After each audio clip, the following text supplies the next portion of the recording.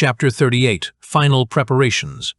Marcus spent the entire day in the modern world researching electrical systems and crude battery designs. He searched internet resources forums and DIY battery videos to understand how he could possibly power Celestine's mind protection device. All he could find were primitive versions of batteries, and none seemed compatible with the original design specifications. The technical challenges were overwhelming. The device was designed to be light enough to wear around the ear or attach to glasses or a hat. But creating the necessary power source with medieval materials would require significant modifications. He buried himself in work like a zombie, interacted with no one, and secretly studied. When he returned to Valdris, Marcus found Tamir already hard at work on the mechanical components of the protection device. The craftsman had studied the designs thoroughly and was making impressive progress with the metalwork. Marcus, I've been thinking about the power problem. The original design assumes power sources we don't have. I know. I spent all day researching alternatives. After much consideration, I came up with a solution, but it's not elegant. Marcus spread out his modified plans on the workbench. Normally, the machine would be light enough to wear discreetly, but to power it with our available materials, I'll have to create a crude battery and wire that attaches to the machine. That way, I can carry a larger battery and keep the device connected to its power source. So instead of a small hidden device, you'd be wearing an energy source as a backpack? Exactly. The theory is sound, but it makes the whole system much more obvious and cumbersome. Marcus started working immediately on the battery construction. He needed zinc and copper plates, both of them easy to find in a mining metropolis like Drakmor. Using copper and zinc plates with acid solutions, Marcus began building what he hoped would generate enough electrical current to power the protection device. The work was painstaking and required constant testing to ensure the chemical reactions would produce stable power. Tamir continued crafting the mechanical housing and wiring systems with his characteristic precision. Despite the unusual nature of the project, he approached it with the same meticulous attention to detail he brought to traditional metalwork. Their concentration was interrupted when Sister Cora arrived at the workshop. She looked around at their strange project with obvious curiosity, but didn't ask questions about the technical details. Marcus I needs you to come to a meeting with the king immediately. We're finalizing the war plans before sending Commander Kane's party to set traps. Tamir, continue with the construction. I'll be back as soon as possible. At the palace, Marcus found the old advisors waiting at the edge of the king's court, obviously demoted from their previous positions of influence. The king's investigation had clearly identified their failures and reduced their authority accordingly. The meeting was efficient and focused. King Aldwin, General Garrop, Commander Kane, and Sister Cora reviewed the coordination between official and irregular forces one final time. Commander Kane, you'll set up the plan to disrupt Malachar's advancement through the Sorga Valley.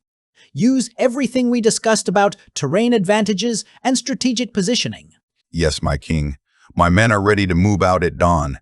General Garrop, the old commander of the royal army, immediately stepped forward in protest. My king, you know Malachar's spies have infiltrated even the highest ranks, even the level of royal advisors. Our only true advantage is the element of surprise. If both sides know the full plan, then Malachar will know it as well. Bringing them here alerts them. Were this any other enemy, I would refuse to fight alongside irregular forces at all. But against him, we have no choice. The king remained silent for a few long seconds, his jaw set as he weighed the argument. Finally, he gave a slow nod. Very well. Send your party to cut them from behind as we planned. When they approach the city, General Garrop will attack with everything we have before. Malachar and his elites can take hold of the battle. The remaining rangers will be positioned on top of the walls to protect the city from there. It's our best chance of preventing him from using mind control on our defenders. The timing will be crucial. If Malachar reaches the walls before we weaken his forces, his magical abilities could turn our own soldiers against us. Marcus felt the weight of responsibility settling on his shoulders. The success of their entire defense strategy depended on the defenders successfully harassing Malachar's supply lines while Commander Kane's forces delayed the main army.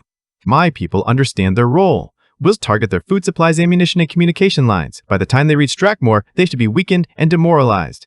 Good. Remember, this isn't about heroic stands or glorious victories. It's about survival and protecting our people. The plan was reviewed once more. Commander Kane would engage in the valley with hit-and-run tactics. The defenders would attack supply lines from behind, and the Royal Army would strike before Malachar could establish siege positions. Rangers on the walls would provide defensive fire while avoiding direct exposure to mind control.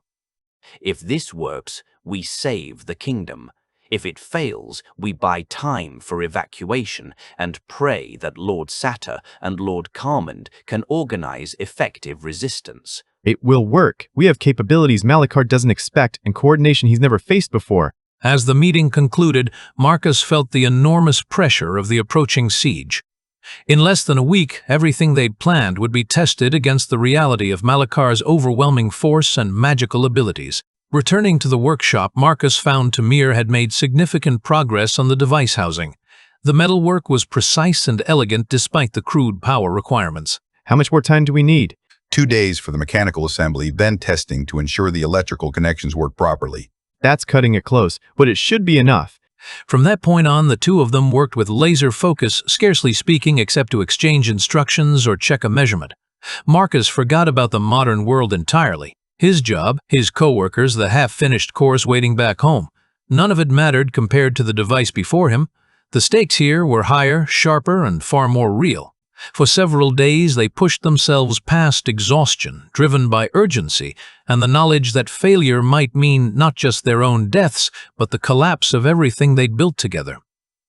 The protection device was their only defense against Malachar's most dangerous magic. As Marcus finally set aside his tools for the evening, he reflected on how far they'd come from his early days as a refugee with wild ideas about soap production. Now he was coordinating military resistance building, advanced technology, and preparing to infiltrate enemy facilities. The approaching siege would determine whether all their preparation and sacrifice had been worthwhile. But for the first time since learning about Malachar's army, Marcus felt like they had a genuine chance for success. Tomorrow would bring new challenges and the final countdown to battle. But tonight, Marcus allowed himself a moment of cautious optimism about their prospects for survival.